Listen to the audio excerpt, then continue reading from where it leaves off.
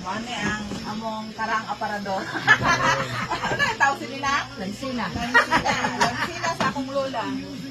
So, manghabwa ta kay na ipagkaon. Para Dito ka. Isa dito. ulit guys, ha? Ang sulot na. Sumen. Ang sulot nito. Sumen? Ano sa bahay? Hindi ka na. Balanghoy yan. Inikilit. Balanghoy o ulit. Ang pa ito sulot. Ito kayo yan. Green.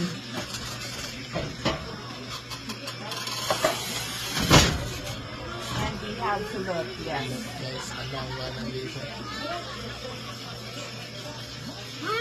Kagang baboy. Iyaw rin sila. Iyaw rin sila guys. May baboy. So, nag-ihaw niya kay Kuam. Wala lang. Kaya naman mag-ihaw baboy. Nagasan na eh. Siyempre guys, kuha din dami guys. Gera. Kaya nakaskamig baboy.